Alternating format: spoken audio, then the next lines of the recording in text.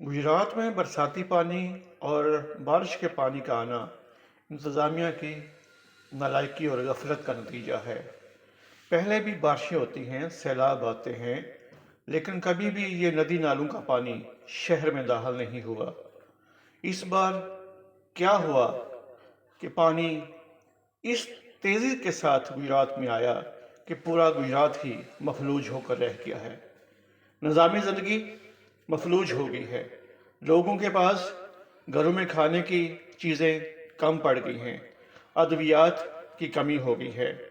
लोग बाहर इलाज के लिए नहीं जा सकते। सौदा सल्फ लाने के लिए बाहर नहीं जा सकते। तमाम सड़कें पानी से भरी हुई हैं।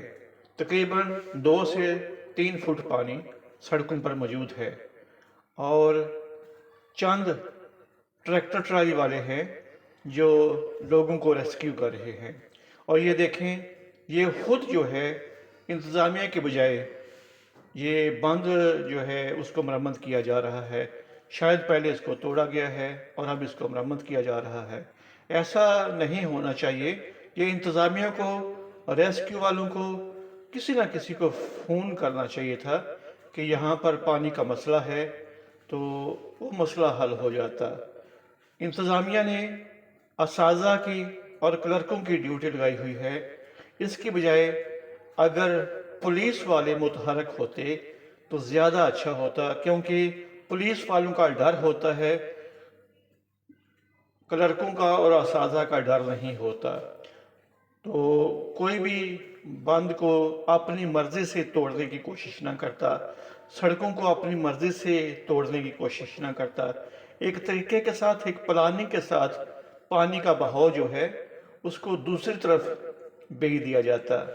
शहर गुजरात जो है, जो सदियों से, सालों से कभी भी सैलाबी पानी की नज़र नहीं हुआ, आज ऐसा मफलूज हुआ है कि तमाम लोग घरों में अपाहज होकर, मफलूज होकर रह गए हैं। ये इंतज़ामिया को देखना चाहिए कि कौन से वो लोग हैं जिनकी नालायकी की वजह से ये शहर पानी की नज़र हो गया है।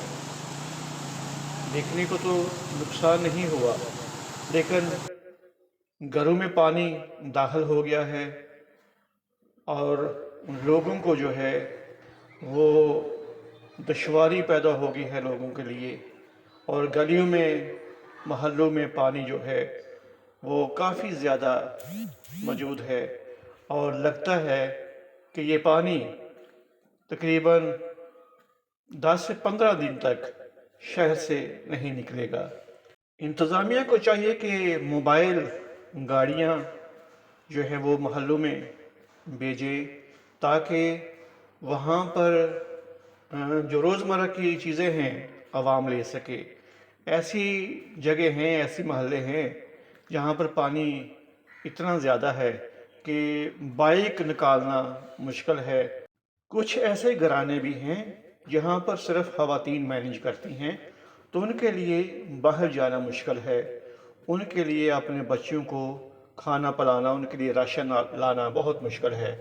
तो इंतज़ामिया को चाहिए कि महल्लों में ऐसी छोटी छोटी वैन भेजे जिस पर ज़रूरियात ज़िंदगी हों, और ऐसी ख़वातीन जो बाहर नहीं जा सकती वो ज़रूरियात ज़िंदगी लें और अपने बच्चों के लिए जो हैं वो खाने पकाने का इंतज़ाम कर सकें।